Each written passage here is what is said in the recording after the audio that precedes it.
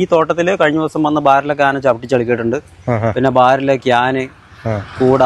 അതായത് നിങ്ങൾ റബ്ബർ പാലെടുത്ത് വെച്ചിരിക്കുന്ന പാലെടുത്ത് വെച്ചിരിക്കുന്നത് ആന ഒന്നെങ്കിൽ വന്ന് ആന പിന്നെ ചവിട്ടി ചളിക്ക് കളയും.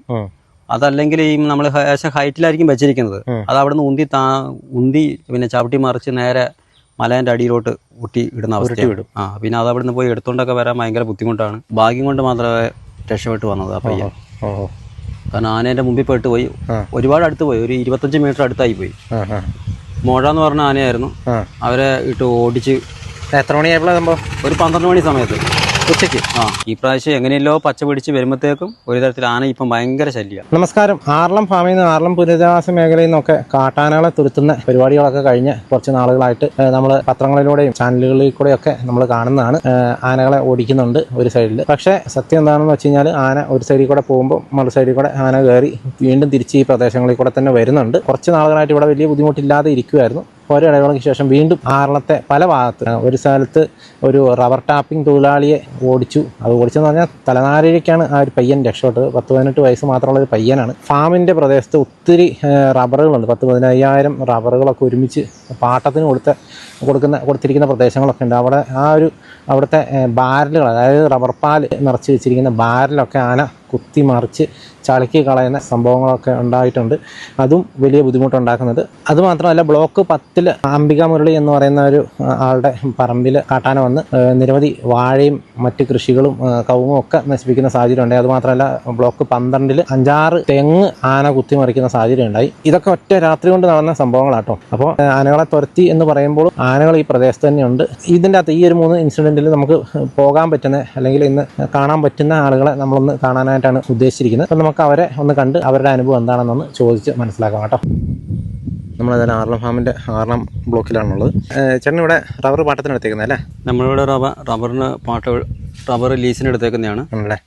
2.5 വർഷത്തേക്ക്. ചേട്ടൻ്റെ പേരെങ്ങനെയാണ്? എൻ്റെ പേര് ഷിജു എന്നാണ്. ഇവിടെ എങ്ങനെ ആനയുടെ പ്രശ്നം, ആനശല്യം നിങ്ങൾക്ക് ബുദ്ധിമുട്ട് വരുന്നുണ്ടോ റബ്ബർ കൃഷിക്ക്?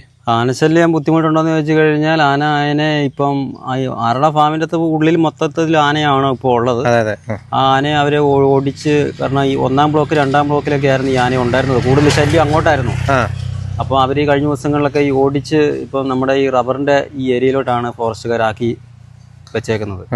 അപ്പം ഈ ഫോറസ്റ്റിന്റെ അടുത്തുള്ള ഏരിയയാണ് റബ്ബർ തോട്ടം വരുന്നത്. ഈ റബ്ബർ തോട്ടം ഈ റബ്ബറെല്ലാം വരുന്നത്. അപ്പം ഞങ്ങൾ രാവിലെ റബ്ബർ വെട്ടം വരുമ്പോഴത്തേക്ക് കൊണ്ട് പിന്നെ ആന ഭയങ്കരമായിട്ട് ശല്യമുണ്ട്.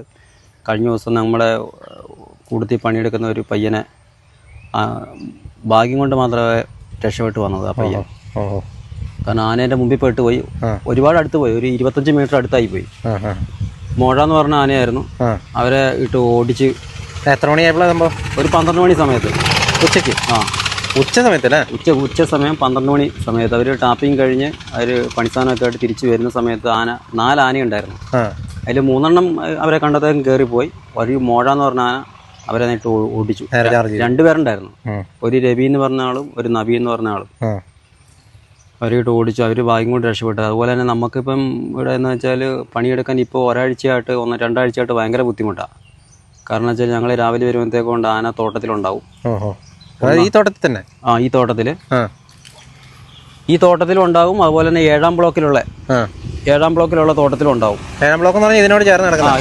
ഇതിന്റെ നേരെ മറുസൈഡ് അവിടെയാണ് കൂടുതൽ ശല്യം. ഇവിടെ ഈ സൈഡിൽ അത്ര ശല്യമില്ല. എന്നാലും ഈ തോട്ടത്തിൽ കഴിഞ്ഞ ദിവസം വന്ന ബാരലൊക്കെ ആന ചവിട്ടി ചളിക്കിയിട്ടുണ്ട്. പിന്നെ ബാരലേക്ക് ആന കൂട. അതായത് നിങ്ങൾ റബ്ബർ പാലെടുത്ത് വെച്ചിരിക്കുന്ന പാലെടുത്ത് വെച്ചിരിക്കുന്നത് ആന ഒന്നെങ്കിൽ വന്ന് ആന പിന്നെ ചവിട്ടി ചളിക്ക് കളയും. അതല്ലെങ്കിൽ ഈ നമ്മൾ ഹൈറ്റിലായിരിക്കും വെച്ചിരിക്കുന്നത്. അത് അവിടെ നിന്ന് ഉന്തി പിന്നെ ചവിട്ടി മറിച്ച് നേരെ മലേൻ്റെ അടിയിലോട്ട് ഊട്ടി ഇടുന്ന അവസ്ഥ വിടും. പിന്നെ അത് അവിടെ നിന്ന് പോയി എടുത്തോണ്ടൊക്കെ വരാൻ ഭയങ്കര ബുദ്ധിമുട്ടാണ്. ഇത്രയും പാലമുള്ളതുകൊണ്ടല്ലേ.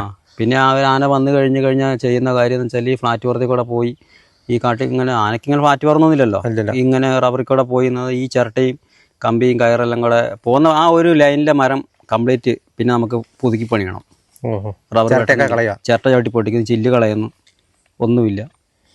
ബാരല് കളഞ്ഞേക്കുന്ന ജസ്റ്റ് കാണിച്ചു. ബാരല് കളഞ്ഞിരിക്കുന്ന കുറച്ച് താഴോട്ട് പോകണം.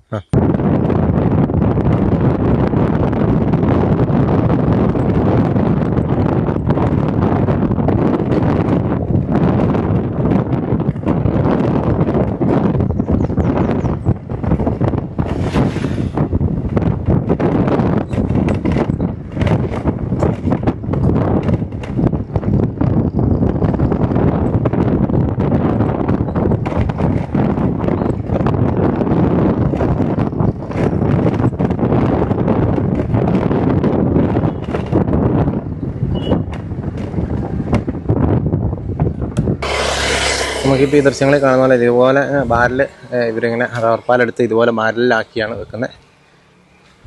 ഇത് കുറച്ച് ദിവസം കൂടുമ്പോഴായിരിക്കും അല്ലേ ഇത് കൊണ്ടുപോകുന്നത്? ഇത് ഒരു ലോഡാകുമ്പോഴേ നമ്മൾ എടുത്തുകൊണ്ട് പോകാൻ പറ്റുള്ളൂ.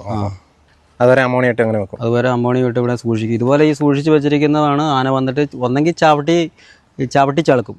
അങ്ങേപ്പുറത്ത് കിടക്കുന്ന ആ ബാരൽ കണ്ടോ, അത് ഫുള്ള് ചവിട്ടി ചളുക്കി അതിനകത്ത് ഓൾറെഡി പാലുണ്ട്. നിർത്തി വെക്കാൻ തന്നെ മഴ ആയിരിക്കും. ഇതുണ്ടോ, ഇതിന് ഒന്നിനും കൊള്ളൂല. ഈ തരത്തിലുള്ള അതുണ്ടോ നീനാക്കിയിട്ടേക്കോ. അതെ അതെ അതെ. അല്ലെങ്കിൽ ഇത് ഉരുട്ടിക്കളയും അല്ലേ? ഇതുപോലെ ഇങ്ങനെ പറമ്പിൽ പല ഭാഗത്തും ഉണ്ടാവും. ഇതുപോലെ ഈ തോട്ടങ്ങളിൽ എല്ലാ തോട്ടത്തിലുണ്ട്. ടോട്ടൽ ഏകദേശം ഒരു ഷോർട്ടർ അടക്കം ഒരു 15,000 മരത്തോളം ഉണ്ട്. 15,000 മരത്തോളം വരുമ്പോൾ അതുപോലെ ബാറിലെ എല്ലാ സൈറ്റിലും തോട്ടത്തിലെല്ലാം റോഡുണ്ട്. ആ റോഡിന്റെ സൈഡിൽ ഇങ്ങനെ വെക്കുന്നത്. ഇത് ഞങ്ങൾ പിറ്റേ ദിവസം രാവിലെ ചെയ്യുമ്പോഴത്തേക്ക് ഈ ബാറിൽ മൊത്തം ചവിട്ടി മറിച്ച് താഴെയിട്ടേക്കും. ഒന്നെങ്കിൽ ഇതുപോലെ കുന്നുംപുറത്താണെങ്കിൽ അത് അങ്ങ് താഴെ അങ്ങ് പോയിട്ടുണ്ടാവും. ഉരുട്ടിക്കളയല്ലേ? പിന്നെ അത് ലോഡ് കയറ്റുന്ന സമയത്ത് അങ്ങേ കുന്നുംപുറത്താണെങ്കിൽ അത് ഇങ്ങ് വരും. ഇവിടെ വഴിയില്ലെങ്കിൽ അത് ഇത് എടുത്തോണ്ട് പോകണമെങ്കിൽ അത് ഭയങ്കര ബുദ്ധിമുട്ടാണ്. എങ്ങനെയായാലും ഒരു 200 കിലോയുടെ 210 കിലോ വരും പാലിന്റെ വെയിറ്റ് മാത്രം. അപ്പം എടുത്തോണ്ട് പോകാൻ ബുദ്ധിമുട്ടാണ്. ഇങ്ങനെ ഇരിക്കുന്ന ഷേപ്പ് ആയതുകൊണ്ട് അല്ലേ? നിങ്ങളുടെ നേരെയൊക്കെ ചേട്ടൻ്റെ നേരെയൊക്കെ വരുന്ന അവസ്ഥ ഉണ്ടായിട്ടുണ്ടോ? എന്റെ നേരെ ഇതുവരെയും വന്നിട്ടില്ല. ഞങ്ങളിപ്പോ ഇവിടെ 1.5 വർഷത്തോളമായി. കണ്ടിട്ടുണ്ട് ഇഷ്ടംപോലെ ആനയെ കണ്ടിട്ടുണ്ട്. ആന നമ്മുടെ ഇപ്പൊ ഒരു 150 മീറ്റർ അടുത്തോടെ ആന പോയിട്ടുണ്ട്. ഈ പറയുന്ന മുഴയാന ഭയങ്കര ഡേഞ്ചറാ അല്ലേ? മുഴയാന ഭയങ്കര പ്രശ്നക്കാരനാണ്. ഇപ്പൊ ഒരു 5 ദിവസം 6 ദിവസമായിട്ടുള്ളൂ ഇതുപോലെ ശല്യം തുടങ്ങിയിട്ട്. ആണല്ലേ? ഫോറസ്റ്റുകാർ വന്നു കഴിഞ്ഞാൽ തന്നെ ഈ മെയിൻ റോഡിലായിരിക്കും ഫോറസ്റ്റുകാർ വരിക.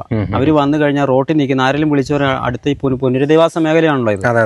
അപ്പം പുനരധിവാസ മേഖലയാകുമ്പം ഇതുപോലെ ഈ മെയിൻ റോഡിന്റെ അടുത്ത് നിൽക്കുന്ന ആനയെ അവരെന്ത് ചെയ്യുന്ന വെച്ചാൽ നേരെ ഓടിച്ച് അവരിൽ നിന്ന് രക്ഷപ്പെടാൻ വേണ്ടി അവർ ഓടിച്ച് നേരെ റബ്ബറിലോട്ടാണ് കയറ്റുക. അവിടെ പണിക്കാരുണ്ടോന്ന് അവർ നോക്കുന്നില്ല, മറ്റുള്ള ആൾക്കാരുണ്ടോന്ന് പോലും അവർ നോക്കുന്നില്ല. എന്നാൽ പിന്നെ അവരിരുന്ന പിന്നെ ഒരു 100 മീറ്റർ ആനന്റെ പേക്കെ വരണ്ടേ? അവരവിടെ നിന്ന് പടക്കം പൊട്ടിച്ച് ആനയെ ഓടിച്ച് റബ്ബറിലോട്ട് ഓടിച്ചു വിടും. മൂളി ചിലപ്പോൾ ആൾക്കാർ ഇന്ന് റബ്ബർ വെട്ടുന്നുണ്ടാവും. അവരുടെ അടുത്തോട്ട് അവരൊന്നും അറിയുന്നുണ്ടാവില്ല. അവരിനി പടക്കം കേട്ടുന്ന ഒച്ച കേൾക്കുന്നതുകൊണ്ട് എല്ലാവരും ശ്രദ്ധിച്ച പണിയെടുക്കുള്ളൂ. അപ്പോൾ ഫോറസ്റ്റുകാർ അങ്ങനെയേ ചെയ്യുന്നുള്ളൂ. എന്നാൽ പിന്നെ അവർ പണിക്കാരുണ്ടെന്ന് പറഞ്ഞാലൊന്നും അവർക്ക് ഒരു ഇതുമില്ല.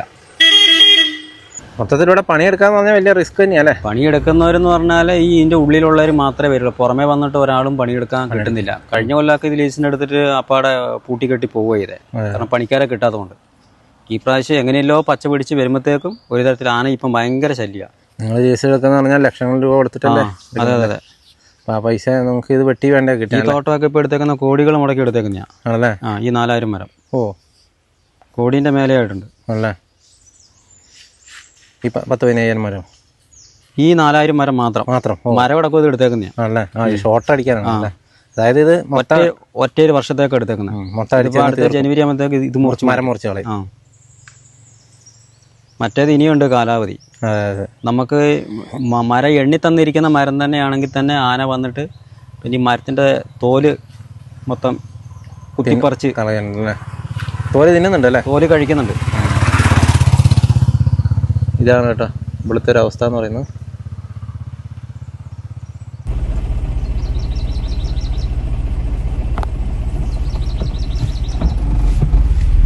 അപ്പം നിങ്ങൾ കണ്ടല്ലോ, ഇതാണ് ആർളം പ്രദേശത്തെ ഇപ്പോഴത്തെ ഒരു അവസ്ഥ എന്ന് പറയുന്നത്.